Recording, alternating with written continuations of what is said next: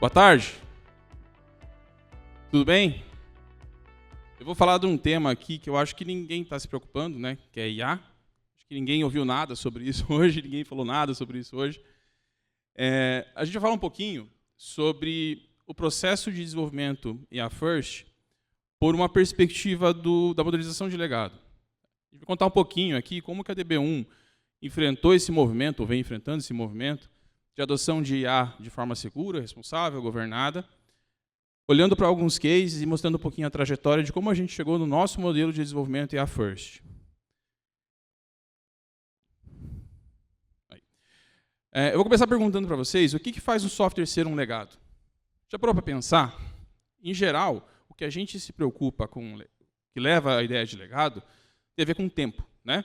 Então, software antigo, software que já passou, tecnologia que eu não consigo evoluir, isso é legado. Mas nem sempre. Às vezes, o legado nem foi para a produção ainda. Tem cenários em que o problema está tão intrincado na concepção do software, ele já nasce tão torto, que antes de ele ir para a produção, ele já é um legado. Tem alguns exemplos disso. Outro dia, a gente estava atendendo um cliente nosso, na verdade, nem era um cliente nosso ainda, era um prospect de cliente, e ele queria o nosso apoio para validar um software que estava sendo homologado por eles, e esse software ainda não tinha ido para a produção. Eles queriam uma análise da arquitetura, entender se seria suficiente para o cenário que eles precisavam lá. E aí, eu estava na reunião e o cliente abriu a tela do sistema, e a primeira coisa que me chamou muito a atenção foi que no canto superior direito do software em homologação, tinha um botão chamado limpar cache. Qualquer um que desenvolveu software um dia na vida vai olhar para isso e vai saber que tem problema aí, né? E aí eu perguntei para o cara, por que tem esse botão aí? Ele falou, então, é que tem um negócio aqui que acontece, que a única forma de resolver é limpando o cache. Então a gente botou um botão para isso. Mas não se preocupa, porque o botão funciona, o problema é que tem esse outro negócio aqui. Eu falei, não, teu problema é esse botão. Você vai botar em produção um software que tem um botão de limpar cache? Isso não tinha ido para a produção. Em outro cenário, eu comecei a desenvolver software há 20 e poucos anos atrás, trabalhando com COBOL, para mainframe. E na época, a gente olhava para o software COBOL para mainframe, acho que o codebase mais antigo que eu mexi na vida era os anos 70. E ninguém chamava aquilo de legado.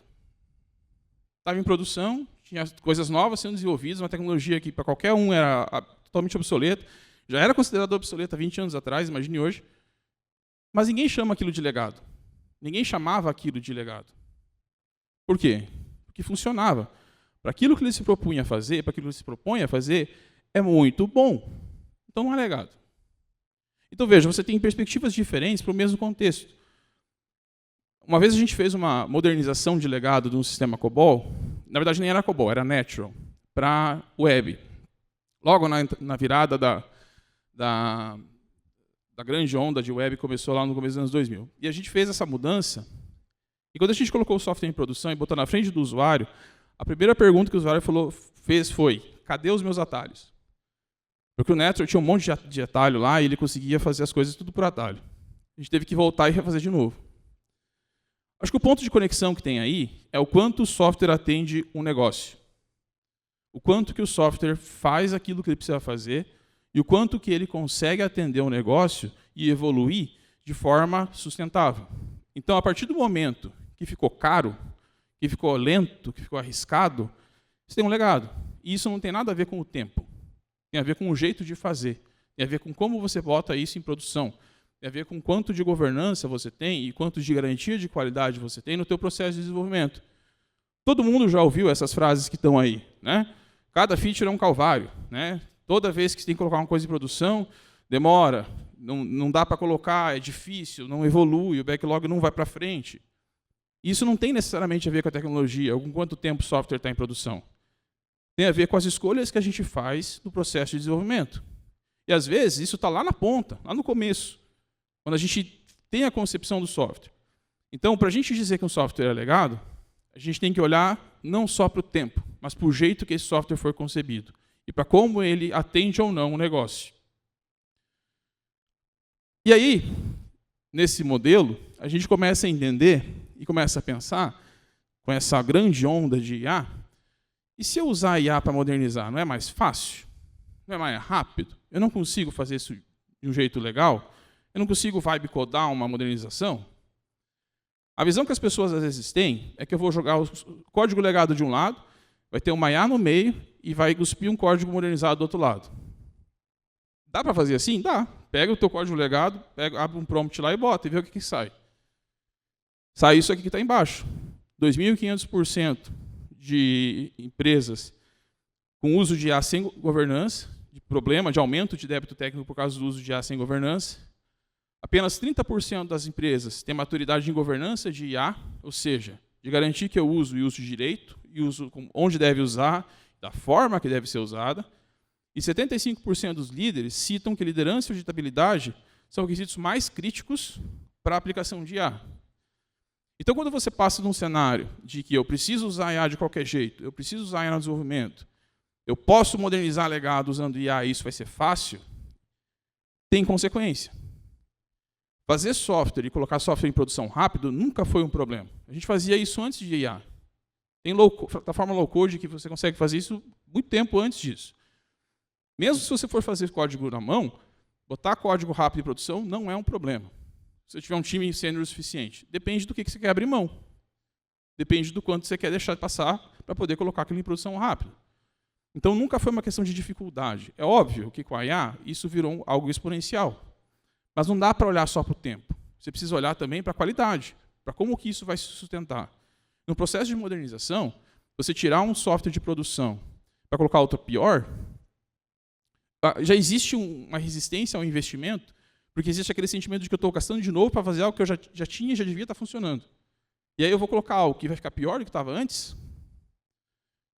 Esse processo caixa preta, de basicamente pegar o código de um lado, botar na IA e esperar o que sai do outro lado, ele é basicamente o processo de tradução de código. Então, o débito técnico que eu tinha antes vai para frente. E aí, se a IA alucinar no meio do caminho, isso vira problema exponencial. Então, olhar para isso como solução não é uma boa ideia. É preciso entender um pouquinho do modelo, de método. Como que eu faço isso de jeito governado? Isso começa por entender por que eu vou modernizar o legado. E eu volto no exemplo do COBOL lá. Por que a galera continuava usando ou continua usando isso até hoje? Porque no cenário de negócio em que ele se encontra, funciona. Não tem necessidade de mudar. Então, o importante é entender, logo de cara, qual é o processo de modernização de legado que você precisa aplicar. Na DB1, nós criamos um processo que a gente chama de Core Up. Nesse processo, ele atende todas as etapas da modernização, desde o cenário de entender tecnicamente por que eu preciso modernizar, o que eu tenho que modernizar, até a implementação. E aqui não é um processo encaixado, não é um processo engessado, ele é um processo adaptável. Então, por exemplo, se você está num estágio em que você não sabe por que você tem que modernizar, ou sei lá, eu sei que o software está ruim, mas não tenho a menor ideia de para onde começar, a gente começa olhando para os riscos e gargalos que a gente tem, fazendo uma etapa de baseline, de entendimento do legado, passa uma etapa de análise de como o legado afeta o negócio, e se eu tiver que modernizar, como que eu adapto isso ao negócio, uma etapa de solução técnica, um plano de modernização e a implementação. Esse modelo ele já rodava na DB1 antes de todo esse movimento de IA. Era o jeito que a gente sempre fez modernização, olhando desde o começo.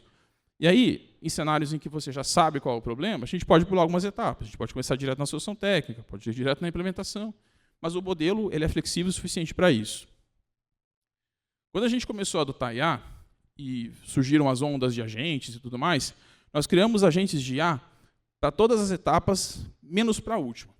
Então, nós tínhamos agentes de IA para fazer análise do legado, para análise do código, para fazer análise do negócio e fazer um contraste disso, né, com o código, entender qual problema de negócio poderia estar vinculado com qual problema de tecnologia, para ajudar na solução técnica, para no plano de modernização e tudo mais, menos para a última etapa. Por quê? Porque a gente não sentia segurança suficiente para criar um elemento de geração de código com o padrão que o mercado oferecia no começo.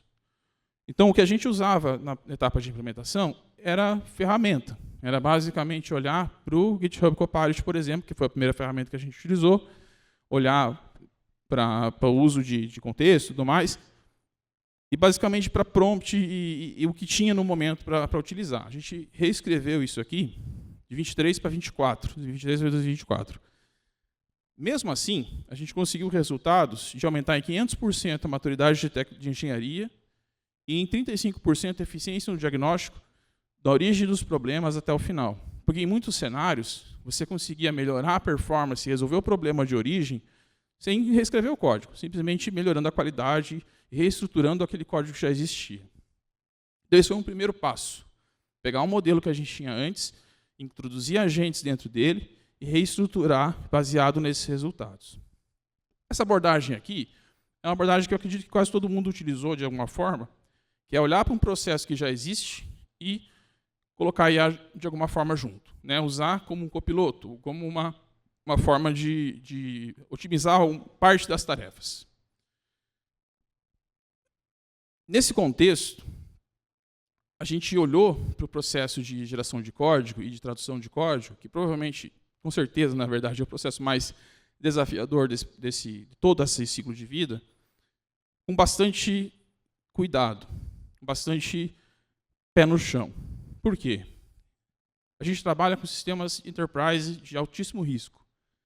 Não vou webcodar uma feature que vai subir em produção sem ter a menor ideia do que vai acontecer lá dentro. Então, o entendimento é saber como que eu vou usar a IA de uma forma que eu consiga garantir e oferecer segurança, e não simplesmente tempo.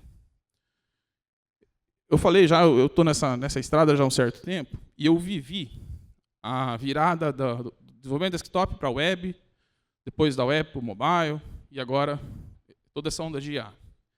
E uma coisa que eu aprendi dessa experiência é que toda vez que surge uma onda nova de tecnologia, o começo é uma gritaria desgraçada. Todo mundo tem um padrão novo, você acorda de manhã, abre o LinkedIn, aquilo que você achou que era a melhor coisa ontem já não é mais, porque está obsoleto. E não sei se você se sente assim, mas parece que você é o cara mais burro do mundo, porque você não sabe um negócio que surgiu ontem, mas que tem um monte de expert. Né? Só que isso é muito natural. Cada um está tentando gritar mais alto e tentando fazer com que o seu padrão sobressaia.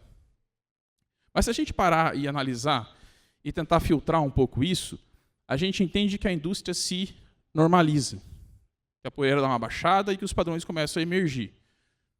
E se você for um engenheiro, um arquiteto experiente, você vai prestar atenção nisso, e não na gritaria. Então a gente começou a prestar atenção nisso. Em 2023, 2022, 2023, quando essas ferramentas começaram a surgir, basicamente o que elas ajudavam era ser um autocomplete melhor do que o padrão ali. E eu via muito disso dos devs, às vezes. Tinha dev sênior que falava, eu não quero usar isso aqui, é só um autocomplete um pouquinho melhorado, até que abre o autocomplete, eu já achei a solução e já fiz.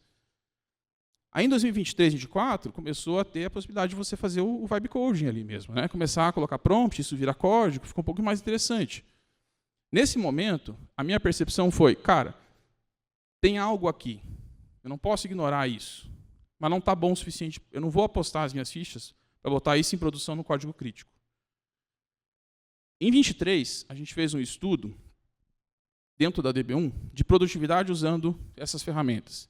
E a gente mediu naquela época algo em torno de 23% a 25% de melhora na produtividade. Isso é muito importante, é muito bom. Mas tem um ponto aqui que às vezes não se traduz nesses números. Não foi 23% de todos os times. Teve time que deu 70%. E teve time que deu 2%, 5%. Por quê? Porque depende muito do jeito que as pessoas usam. O vibe coding é a mesma coisa. A mesma forma, se eu vibe codar uma feature ou um software inteiro e qualquer um de vocês fizer a partir do mesmo ponto, o resultado vai ser diferente para cada um. Não tem como prever, não tem como garantir. E não é assim que a gente faz engenharia. Engenharia pressupõe previsibilidade, sistema, controle, método, certo? E é muito difícil ter método em cima disso. Quer dizer que a gente não usava vibe coding? Usava pra caramba, mas para fazer protótipo, para fazer coisas que eu posso jogar fora, fazer POC. É muito bom, é muito rápido. É burrice ignorar esse tipo de tecnologia nesse contexto. Mas uma coisa é usar isso no contexto para o qual ele se propõe, e outra coisa é usar isso para fazer software crítico em produção que mexe com o dinheiro de milhões de pessoas. De 23 para 24, começam a surgir algumas coisas aí. Começam a surgir os MCPs, começam a surgir os GitHub, os Copilot Instructions. E aí a gente começa a perceber que existe um padrão surgindo aqui. Existem alguns mecanismos de controle e controle me lembra engenharia. Então aí a gente começou a entender isso e ver como que isso podia ser utilizado no nosso ciclo de vida, na resolução dos problemas dos nossos clientes. A gente começou a experimentar um pouco com isso. A partir de 25 para 26, surgiram os padrões de spec, skills e tudo mais, que é o novo padrão que está todo mundo falando, todo mundo utilizando aí. Agora sim, eu consigo olhar um formato que me garante ou que me dá mais condição de tirar a dependência de como as pessoas usam isso e criar um método padronizado e com um nível que eu consiga governar, um nível de previsibilidade. Esse processo todo foi evolutivo. Então, qualquer afirmação antes desses processos de que dá para fazer com segurança, eu sempre fiquei muito com o pé atrás em relação a isso. A gente sempre ficou muito com o pé atrás em relação a isso. Porque a gente não tinha dados, informações e cenários suficientes que nos comprovassem, nos desse garantia suficiente para colocar isso em produção desse jeito. Agora a gente entende que tem. Então, existe uma diferença entre você simplesmente jogar informação e esperar que saia código, né, no sentido de você gere algo sem padrão, sem teste, sem arquitetura, para um cenário em que você tem constraints. Código gerado a partir de parâmetros explícitos, skills, specs, do modelo de harness. Entre você chegar no prompt e colocar, cria uma aplicação que faz isso sem erro, por favor. Né? Faz certo dessa vez, pelo amor de Deus. Todo mundo já passou por isso, né? Então é uma abordagem one shot, um contexto insuficiente. Ah, mas eu treinei os meus devs, eles sabem usar prompt. Ah, mas você tem certeza que todos eles usam do mesmo jeito, certinho, bonitinho, padronizado? E toda vez que tem que pedir para fazer uma coisa, eles vão pedir do mesmo jeito? O resultado vai ser minimamente governável? Não tem como garantir isso. Para um cenário mais iterativo, plano, implementação, verificação, né? No cenário sem interações, para um cenário que é iterativo por design. Então, o AI First Engineer vai requerer tratar IA não só como status de ferramenta, porque como ferramenta, eu dependo muito de quem usa. Eu não tenho um fluxo que apoia e que garante que as coisas sejam feitas do jeito certo. Com todos esses mecanismos, a gente começa a ter a possibilidade de criar uma governança externa ao processo que vai garantir que o método funcione. E isso vai além do cenário de criar um contexto de ferramenta autoral. Toda vez que alguém tenta criar uma coisa totalmente sua, fechada, autoral, em geral isso não resiste aos padrões da indústria. Então, para você evoluir junto com os padrões, você precisa incorporar isso e você precisa criar mecanismos para evoluir. Todo framework que surgiu para facilitar o desenvolvimento de software em 50 anos faz basicamente isso. Olha para padrões de arquitetura e de engenharia e facilita o processo de aplicação. Se o padrão evolui, o framework evolui junto. Não precisa jogar fora e fazer outro toda vez que surge uma coisa diferente. E esse foi o pulo do gato. Esse foi o ponto que nos chamou a atenção e nos permitiu entender que dava para criar uma solução que a gente primeiro aplicou em modernização de legado e depois virou a base do nosso ciclo de desenvolvimento AI First, que nos garante esse processo e essa possibilidade de ter um pouco mais de governança. Então, skills, AgentsMD, MCP, conceitos de RAG, specs, tudo isso ajuda a gente a entender e a garantir que o processo de desenvolvimento pode ser governado, que eu posso ter menos dependência do como as pessoas usam e ter mais dependência e ter mais confiança e depender do processo. Isso não significa que eu estou delegando toda a minha responsabilidade para a IA nesse contexto. Significa que eu estou usando ela da forma mais otimizada possível, sem tirar a responsabilidade e a garantia das pessoas. A IA não ficou mais inteligente nesse contexto, por mais que os modelos tenham evoluído. Mas a gente ficou melhor em saber pedir aquilo que a gente quer, a definir os contextos e os limites das soluções que vão acontecer, e vai permitir também que a gente consiga ter um nível de governança e rastreabilidade de como essas soluções são construídas. O que jamais pode acontecer é que a justificativa para um problema em produção seja a IA gerou esse código. Isso não pode acontecer. Não é admissível um engenheiro dar essa resposta para o problema em produção. Porque não é a IA que gera o código. Ela gera, mas quem autoriza, quem garante que isso está em produção, ainda continua tendo que ser a pessoa. Porque a gente não tem como garantir 100% do processo. Então, IA First não é IA Only. Agência não é uma funcionalidade, é uma transferência de poder de decisão. Quem decide tem que ser o ser humano. A IA ela vai potencializar o processo. Com esses artefatos, com esses padrões, a gente consegue ter o melhor dos dois mundos. Eu consigo ter a IA como ferramenta para garantir que esses padrões sejam seguidos e que essas ferramentas sejam aplicadas, e eu consigo tirar o tempo do desenvolvedor que olhava para a construção de código para fazer a governança, para garantir aquilo que resolve o problema. A visão do desenvolvedor que está ligada ao contexto de escrever código, se a única coisa que te faz ser um desenvolvedor é o prazer de escrever código, talvez você entendeu errado qual que era a missão. A missão do dev é resolver problema. E é isso que a gente continua fazendo. Então, de certa forma, a missão do desenvolvedor no processo de desenvolvimento não mudou. Você é basicamente alguém que resolve o problema. Antes você resolvia escrevendo código. Agora você resolve escrevendo especificação para uma IA que vai gerar código. Mas a missão em si não mudou, não. Até porque os padrões de engenharia, os padrões de arquitetura não mudaram. O DDD é o mesmo, o CleanArch é o mesmo, o hexagonal é a mesma coisa. Isso não mudou nada ainda.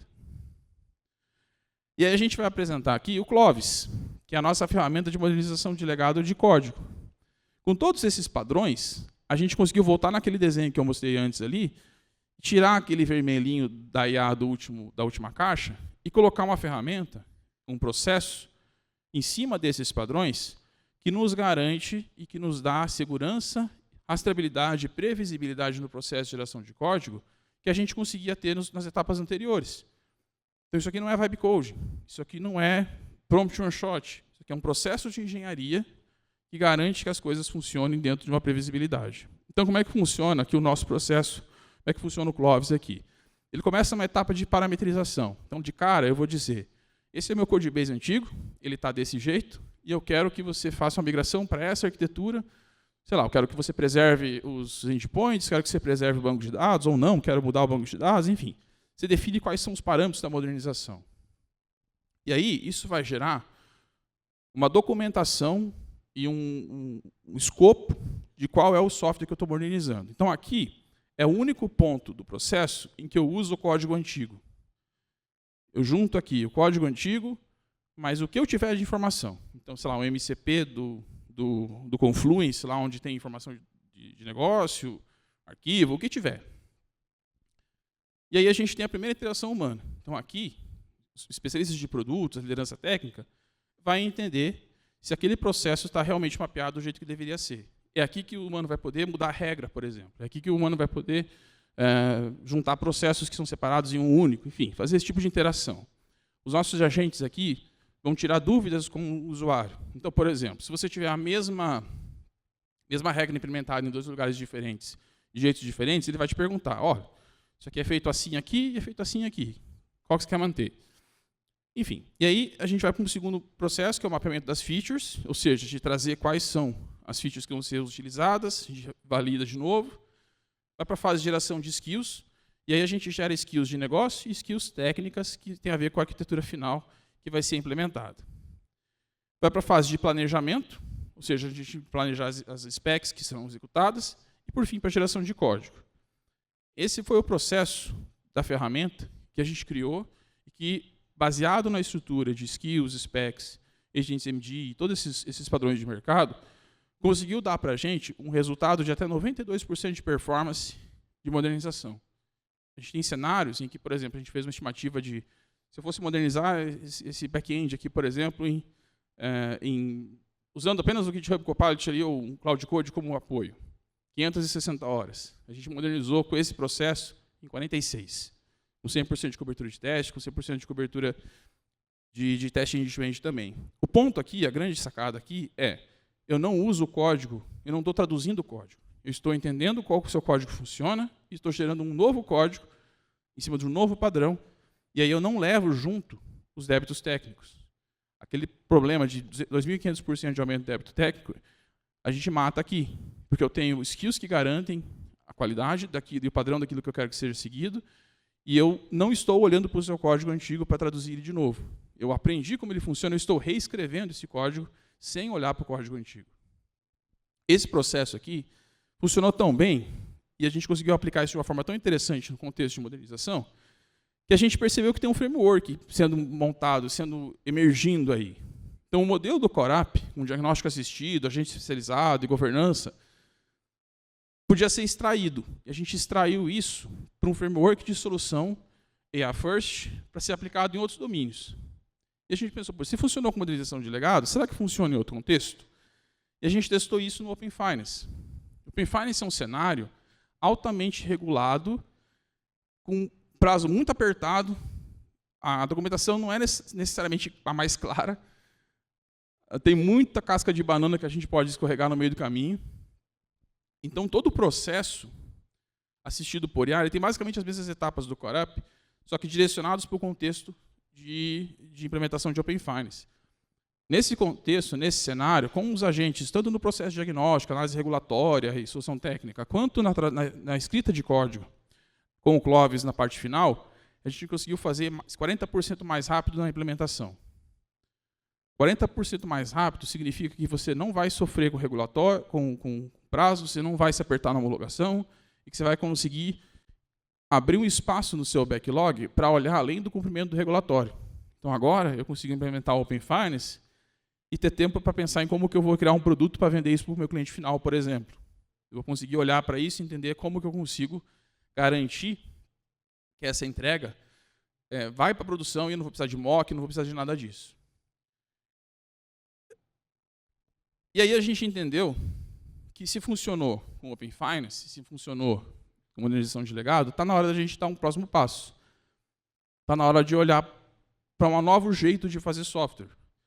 E esse novo jeito de fazer software não foi uma coisa que a gente impôs dentro da nossa estrutura. Foi algo que emergiu a partir da experiência e da evolução natural das coisas como a gente foi acompanhando. Então, a maturidade e a experiência que a gente teve nos permitiu redesenhar todo o nosso processo de desenvolvimento, colocando IA no DNA e no início, dentro do core do processo, repensando o jeito de fazer. Não usando uma IA como ferramenta, mas usando IA como core do processo. E a gente desenhou esse modelo de ciclo de desenvolvimento de software, que está muito aderente aos modelos e aos padrões que estão surgindo, mas com algumas pitadas diferentes aí no processo. Então, o nosso processo ele começa com a intenção, ou seja, o que eu quero desenvolver, qual é o requisito que eu preciso desenvolver. Isso não precisa estar em nenhum padrão específico, ele simplesmente vem do jeito que tiver que vir. Então, sei lá, é um documento, é uma história de usuário numa ferramenta, é o que quer que seja. Passa por uma fase de discovery, que é o processo de refinar essa intenção e entender como que isso pode ser transformado em código. É aqui que vai entrar protótipo, é aqui que vai entrar documento base de arquitetura, o que for necessário no contexto aqui. E aí a gente tem a primeira etapa de validação, que é feita pelo especialista de produto e pelo tech lead, para entender se esse requisito se formou do jeito certo, e se os skills que eu consegui produzir de negócio e técnicos atendem à solução necessária para aquilo. Passa para uma outra etapa de especificação, que é onde a gente vai fazer a definição das specs, mais um processo de validação para garantir que as specs estão corretas. Vai para a fase de implementação, onde eu vou gerar código, gerar teste, executar os testes e garantir que tudo está funcionando. Mais uma etapa de validação aí da qualidade e do desenvolvedor para garantir que o código está aderente também, code review, esses processos naturais.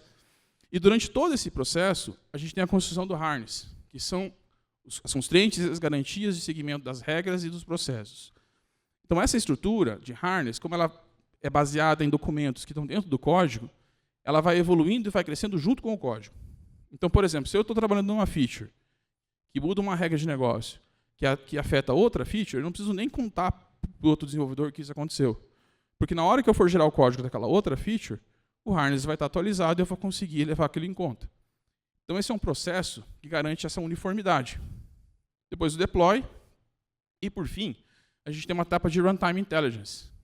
Essa etapa ela vai basicamente olhar para o processo de execução da ferramenta e do software em produção, olhando para observabilidade, processos de analytics e coisas do tipo, e vai trazer isso para o começo do processo de novo, como intent. Então, qualquer problema que você tenha nesse contexto, volta para o começo como intent. Então, eu não preciso esperar que o problema estoure em produção. Eu tenho um processo proativo de análise e de realimentação do fluxo. Por cima de tudo isso, a gente tem o DGS Mind, que é o quê? É um conjunto de agentes, na verdade, uma base de conhecimento que é acessível para os agentes e para os seres humanos, de toda a experiência que a DGS tem, que a DB1 tem, de 26 anos de negócio e de experiência, das áreas de negócio que a gente atende para alimentar esse processo. Então, os nossos padrões, as boas práticas, tudo isso fica disponível para ser usado por todos os times. Então, eu não preciso me preocupar em ter um único especialista em uma determinada área de negócio e não conseguir compartilhar ele entre projetos, porque a expertise e o conhecimento dele vai estar nessa camada. E é como se ele estivesse atuando em todos os projetos ao mesmo tempo. Então, esse é o novo ciclo de desenvolvimento que nós estamos aplicando. É dessa forma que os projetos estão começando a rodar, e que os projetos estão evoluindo. Por que agora dá para fazer? Porque agora eu tenho como garantir do jeito certo, usando engenharia, e não simplesmente usando ferramenta do jeito que a gente quiser.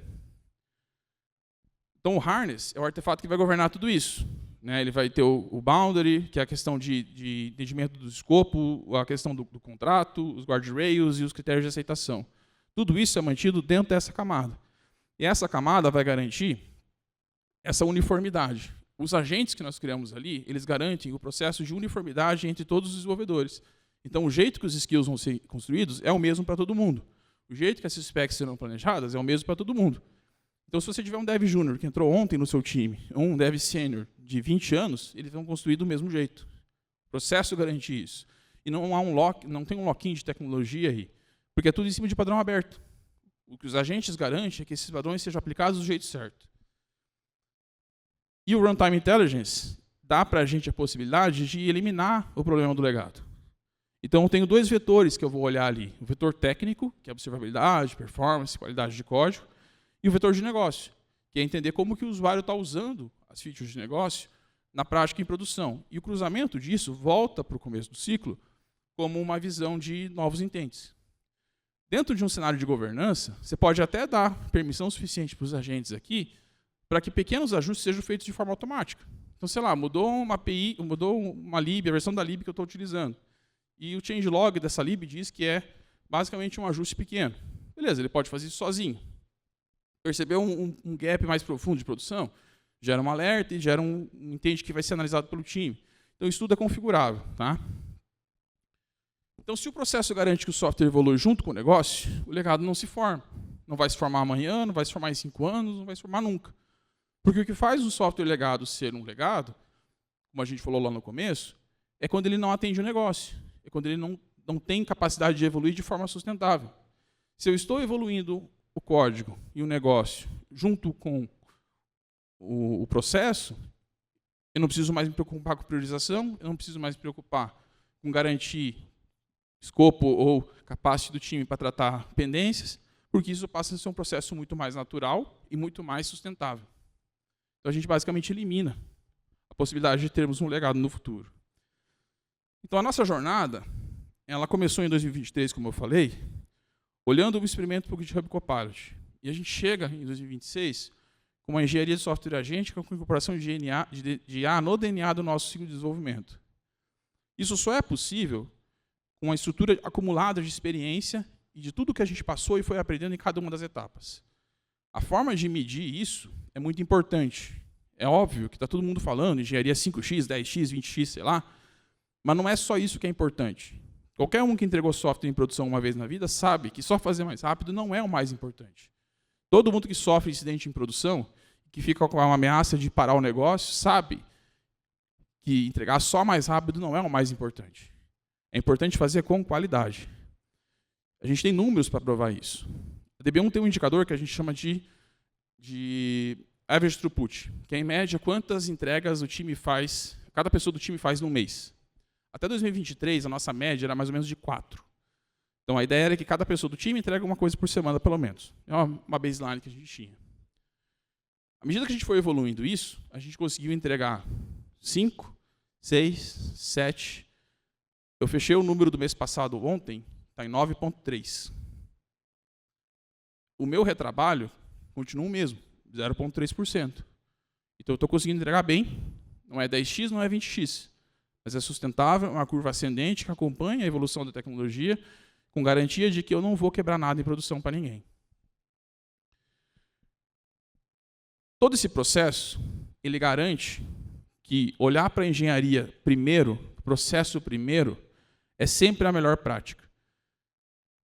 Apostar em tecnologia, apostar na forma como as coisas estão acontecendo, do jeito que está acontecendo hoje, é um risco muito grande para postar todas as fichas, para jogar isso em produção sem pensar.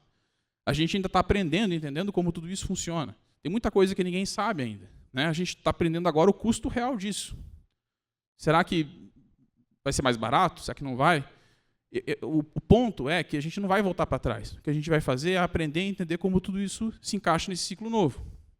Tem muita empresa, por exemplo, medindo o uso de token como métrica de sucesso de adoção de IA. Beleza, eu posso passar o dia inteiro gastando token e não entregar nada. E aí? De que adianta? É uma métrica muito simplista. Eu preciso entregar mais. E essa entrega precisa parar em produção, precisa parar de pé e não pode gerar débito técnico. Não pode gerar legado. Esse é o ponto mais importante que a gente tem que olhar. As soluções precisam ser evolutivas e a gente está num momento que é muito fácil vender um sonho. Tudo que a gente está entregando aqui, tudo que eu estou demonstrando, o nosso ciclo de desenvolvimento, ele é baseado em cima de um cenário de padrões. Isso me garante que se o padrão mudar amanhã, o meu contexto vai mudar e eu posso evoluir junto. Não preciso jogar fora nada do que eu fiz. Toda solução que cria lock-in de tecnologia nesse contexto é um risco muito grande para se apostar e sempre foi um risco muito grande. Beleza? Para fechar, a gente está oferecendo duas oportunidades interessantes aqui, uma mentoria em estratégia de implementação, planejamento e modernização de legados, usando o Clovis, usando todos os nossos agentes, e uma mentoria em implementação de Open Finance. Então tem o QR Code aqui, dá para vocês agendarem, tem algumas vagas limitadas aí e tudo mais, mas é sem custo, totalmente aplicado com todos os nossos agentes, os especialistas da DB1 também. Beleza? Obrigado, pessoal.